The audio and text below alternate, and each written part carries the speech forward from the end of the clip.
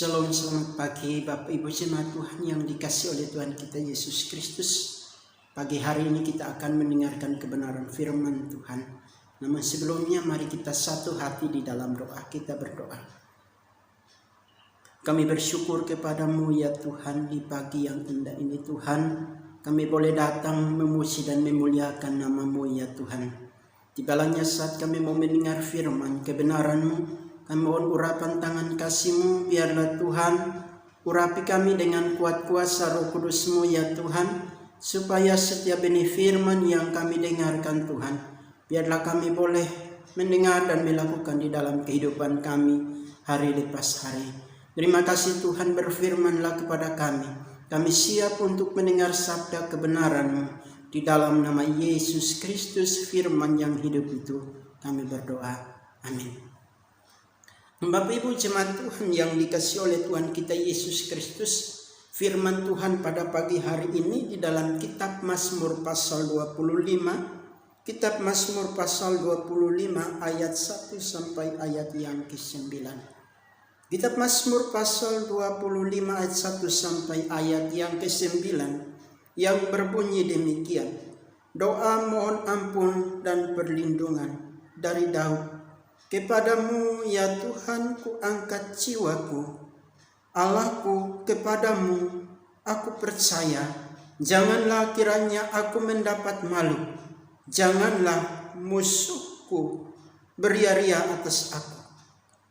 Ya, semua orang yang menantikan engkau tak akan mendapat malu. Yang mendapat malu ialah mereka yang berbuat khianat dengan tidak ada alasannya. Beritahukanlah jalan-jalan-Mu kepadaku ya Tuhan. Tunjukkanlah itu kepadaku. Bawalah aku berjalan dalam kebenaran-Mu dan ajarlah aku. Sebab Engkaulah Allah yang menyelamatkan aku. Engkau ku nanti-nantikan sepanjang hari. Ingatlah segala rahmat-Mu dan kasih setia-Mu ya Tuhan. Sebab semuanya itu sudah ada sejak purbakala. Dosa-dosaku kepadamu, dosa-dosaku pada waktu muda dan pelanggaranku janganlah kau ingat. Tetapi ingatlah kepadaku sesuai dengan kasih setia-Mu. Oleh karena kebaikan-Mu, ya Tuhan.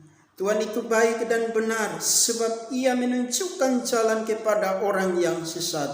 Ia membimbing orang-orang yang rendah hati menurut hukum, dan Ia mengajarkan jalannya kepada orang-orang yang rendah hati. Amin. Bapak Ibu jemaat Tuhan yang dikasihi oleh Tuhan kita Yesus Kristus, di pagi hari ini kita bersyukur bahwa Tuhan itu luar biasa dalam kehidupan kita. Kita ada sampai saat ini, itu semua karena anugerah Tuhan yang kita rasakan di dalam kehidupan kita. Oleh karena itu di pagi yang indah ini kita mau belajar dari bagian firman Tuhan di dalam kitab Mazmur pasal 25 ayat 1 sampai ayat yang ke-9. Pertanyaannya adalah, mau dipulihkan? Kalau kita mau dipulihkan, maka kita harus taat dan rendah hati.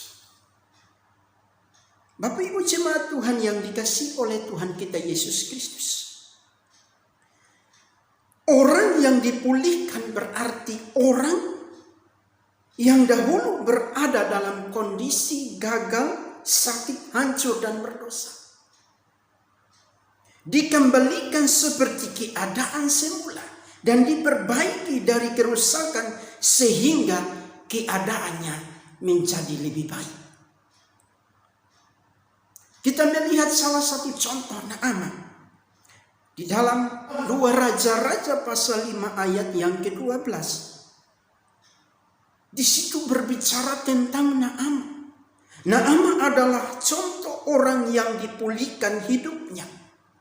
Ia adalah seorang panglima perang yang punya pengaruh yang besar dan terhormat di negerinya. Tetapi ia menderita kusta. Di kalangan orang Ibrani penyakit ini dianggap bahwa apa? Najis. Dan mereka menganggap bahwa orang yang sakit itu menerima kutukan oleh karena dosanya.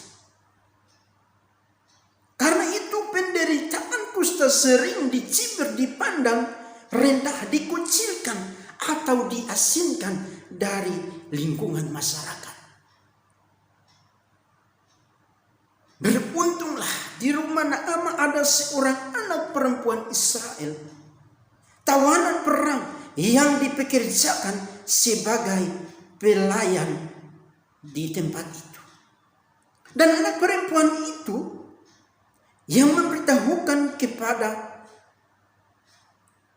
kepadanya bahwa ada nabi di Israel yang dipakai Tuhan untuk menyembuhkan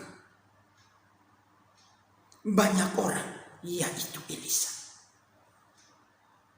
Nah, sekalipun ia belum pernah melihat Elisa menyembuhkan orang sakit kusta, namun gadis muda ini dia percaya bahwa Tuhan pasti sanggup untuk apa? Menyembuhkan segala jenis penyakit. Setelah mendengar kesaksian dari pelayan itu, percayalah Naamah. Roma pasal 10 ayat 17 di situ dikatakan, jadi iman timbul dari pendengaran dan pendengaran oleh firman Kristus. Kenapa sehingga Naamah ini dia percaya kepada pelayan yang bekerja, yang menjadi pelayannya? Karena kesaksian yang luar biasa. Hatinya percaya bahwa Tuhan pasti memulihkan dia. Ia pasti dipulihkan oleh Tuhan. Sehingga apa? Lewat apa? Dia hanya mendengar dari pelayan yang bekerja di rumahnya. Namun apa? Iman timbul dari pendengaran. Pendengaran akan apa? Pendengaran oleh firman Kristus. Roma pasal 10 ayat 17. Nah, kita melihat bahwa apa yang terjadi dalam kehidupan umat manusia sekarang. Banyak orang takkan mengarahkan telinganya untuk mendengar firman Tuhan. Mendengar hanya begitu berlalu. Padahal hanya firman Tuhan yang dapat membangkitkan iman hati kita. Firman Tuhan yang dapat bisa memulihkan setiap hati kita. Firman Tuhan yang bisa memulihkan sakit penyakit kita ketika kita mendengar dan kita mengimani itu. Maka firman Tuhan itu akan membawa sukacita di dalam kehidupan kita. Mengapa iman itu penting? Sebagai pertanyaan, mengapa iman itu penting? Iman adalah dasar dari segala sesuatu yang kita harapkan dan bukti dari segala sesuatu yang tidak kita lihat. Iman itu yang menjadi dasar dari segala sesuatu yang kita harapkan dan bukti. Kalau kita beriman kepada Tuhan, maka buktinya pasti kita akan dipulihkan. Tapi jikalau iman kita masih goyah, iman kita belum sungguh-sungguh percaya, maka tidak ada pemulihan di dalam kehidupan kita. Kita melihat apa yang dilakukan. Naamah ini dia percaya, dia dipulihkan oleh Tuhan. Nah, dapatkah kita memperoleh apa yang kita harapkan tanpa memiliki iman? Saat kita beriman kepada Kristus Yesus, dia menjadi dasar iman kita. Dalam Yohanes pasal 14 ayat 13 di situ dikatakan, dan apa juga yang kamu meminta dalam namaku, aku akan melakukannya, supaya Bapa dipermuliakan di dalam Anak. Ketika kita meminta sesuatu di dalam nama Tuhan Yesus, kita percaya bahwa segala sesuatu itu dikerjakan oleh Tuhan di dalam hidup kita. Tapi jikalau kita meminta sesuatu di dalam nama Tuhan Yesus, tapi iman kita masih goyah, kita belum percaya, kita masih ada keraguan, maka pasti kita akan mengalami kesulitan. Nah, ketika kita mengalami kesulitan, di situ kita tidak percaya lagi. Iman kita mulai goyah. Karena apa? Ketika kita berdoa, hati kita tidak tenang. Sementara mulut kita mengucapkan doa, tetapi pikiran kita jauh. Nah, itu artinya kita tidak beriman kepada Tuhan kita. Tapi jikalau kita beriman di dalam nama Tuhan Yesus, maka di situ kita akan mengalami yang namanya pemulihan. Naaman tidak hanya beriman di dalam hati, tetapi imannya tersebut diwujudkan dalam sebuah tindakan.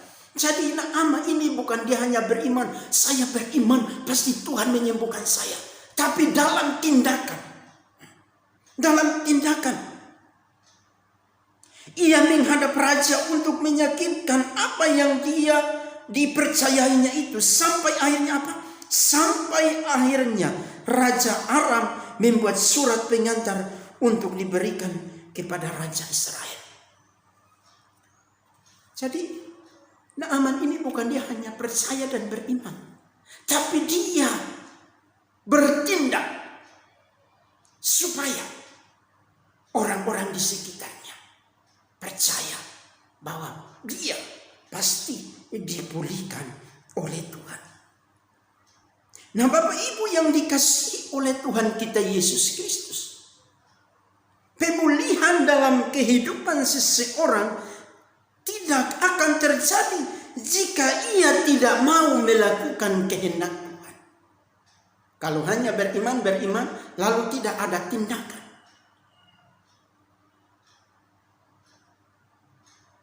maka semuanya itu akan sia-sia. Tapi dalam iman kita, dalam tindakan kita, maka kita akan mendapat apa yang kita harapkan dari Tuhan. Kita melihat bahwa awalnya Naaman sulit untuk taat ketika diperintahkan oleh orang suruhan Elisa untuk mandi 7 kali di sungai Yordan. Sebab perintah itu sesuatu yang tak biasa dan tak masuk akal. Dahulu Naaman tidak mau taat.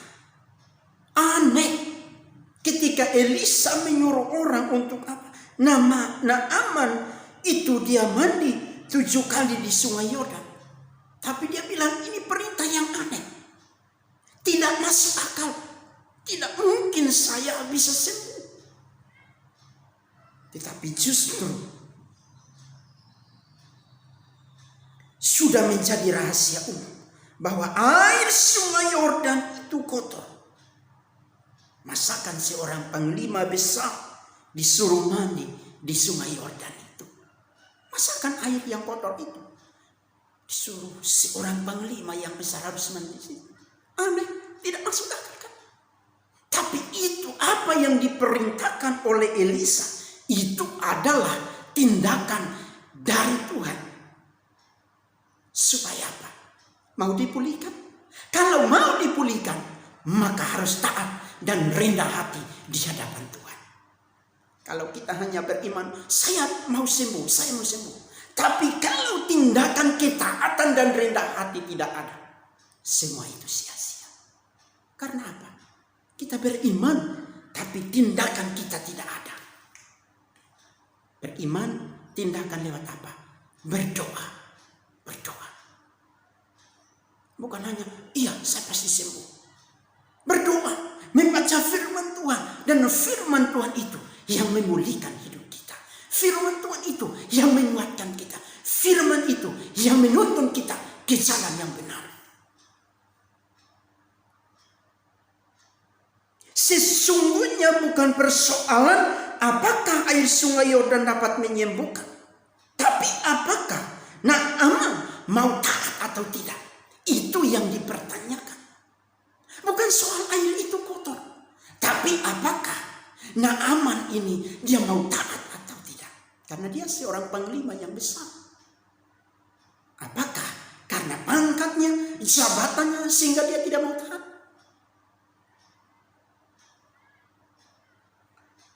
Tuhan hanya menguji iman dan ketaatan Naaman saja. Tuhan menguji apakah dia sungguh-sungguh mau taat dan rendah hati atau tidak. Karena untuk taat dibutuhkan kerendahan hati. Begitu pula perintah untuk mandi 7 kali di sungai Yordan adalah perintah yang bukan hanya menuntut ketaatan, tapi juga kerendahan hati. Apalagi yang datang kepadanya bukan Nabi Elisa, melainkan orang suruhan yang diutus untuk menemui Naaman. Tentu Naaman tidak percaya, orang ini dia tidak ada gunanya kok dia suruh saya. Masih ada keraguan di dalam hati Naaman. Secara manusia Naaman tersinggung dan gengsi karena apa? Dia seorang panglima perang, harus tunduk dan taat pada perintah orang yang rendah. Inilah ujian kerendahan hati. Namun apa? Naaman harus menanggalkan atributnya, harga dirinya, reputasinya, dan merelakan dirinya mandi di sungai Yordan. Akhirnya apa yang dia lakukan? Di dalam keraguannya itu ada pemulihan Tuhan. Akhirnya Naaman pun melakukan apa yang diperintahkan oleh Tuhan, yaitu membenamkan dirinya sebanyak 7 kali di sungai Yordan. Dan ketika ia mandi, apa yang terjadi? Ketaatan menghasilkan mujizat di dalam kehidupan Naaman. Naaman menjadi tahir. Karena apa? Kerendahan hatinya membawa Naaman kepada suatu pemulihan di dalam kehidupan. Dia menerima pemulihan dari siapa? Dia menerima pemulihan hanya datang dari Tuhan. Oleh karena itu, kita sebagai umat yang percaya kepada Tuhan, jikalau saat-saat ini kita punya pangkat, kita punya jabatan yang tinggi, lalu dari orang-orang yang rendah memberikan sesuatu yang benar seperti Naaman, kira-kira kita mau lakukan atau tidak? Atau kita masih gengsi, nanti kalau saya ikuti perintah orang-orang yang rendah ini, ke orang-orang rendahan ini, atau orang-orang yang tidak punya jabatan, pasti saya reputasinya itu hilang, jabatan saya pasti dianggap hilang. Tapi kita melihat bahwa Naaman seorang panglima yang besar, tentu dia lebih berpegang kepada jabatan, gengsi. Tapi dia dipulihkan oleh Tuhan. Dia mau rendah hati. Dia mau taat dan melakukan perintah Tuhan. Bagaimana dengan kita saudara-saudara yang dikasihi oleh Tuhan kita Yesus Kristus? Maukah kita dipulihkan oleh Tuhan? Jikalau kita mau dipulihkan oleh Tuhan, maka kita harus taat dan rendah hati di hadapan Tuhan dan melakukan perintah Tuhan. Bukan kita mau pulih, kita mau dipulihkan, tapi kita tidak mau taat dan melakukan perintah Tuhan. Kalau kita tidak mau taat dan rendah hati melakukan perintah Tuhan, maka tidak ada pemulihan dalam hidup kita. masih mau gengsi, nanti jabatan saya di mana? Saya ini orang pembesar, saya ini pangkat, saya ini tinggi. Tapi jika kita tidak mau taat dan rendah hati melakukan perintah itu, maka semuanya itu akan sia-sia.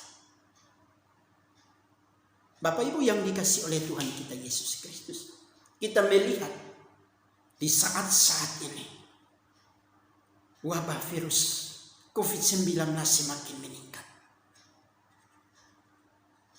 Apakah kita sebagai umat-umat yang percaya, apakah kita mau dipulihkan oleh Tuhan? Maukah dipulihkan oleh Tuhan?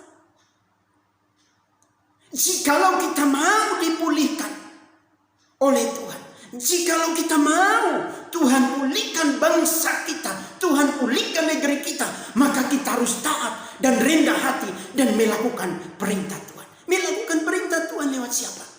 Tuhan memakai pemerintah sebagai wakil-wakil Allah untuk mengarahkan kita supaya apa? Kita taat dan melakukan perintah itu.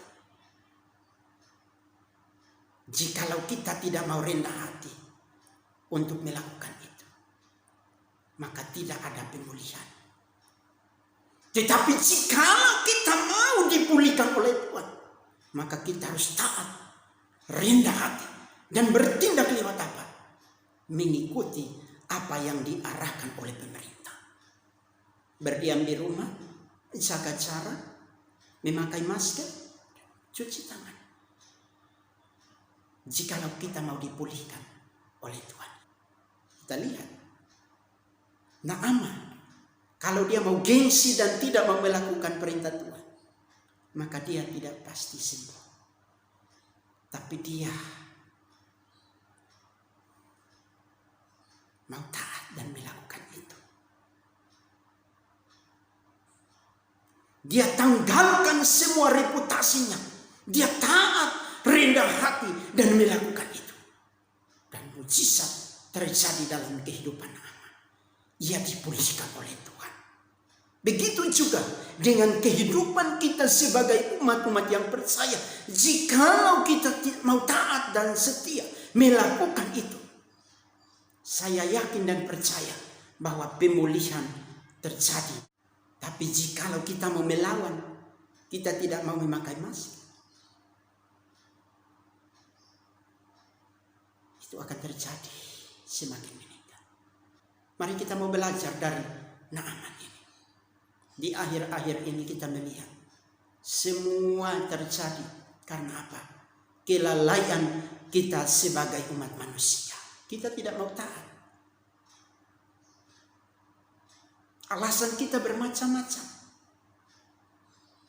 Tapi yang sebenarnya Tuhan pakai pemerintah itu sebagai wakil-wakil Allah untuk mengarahkan kita. Mari kita mau berdoa. Jika kita mau dipulihkan oleh Tuhan, kita mau berdoa dan melakukan perintah Tuhan. Tanggalkan semua egomu, tanggalkan semua gengsimu, tanggalkan semua reputasimu. Datang di hadapan Tuhan dan berdoa. Maka Tuhan akan memulihkan kita. Tuhan akan memulihkan sakit penyakit kita. Tuhan akan memulihkan ekonomi kita. Tuhan akan memulihkan segala masalah kita. Tuhan akan memulihkan bangsa Indonesia ini.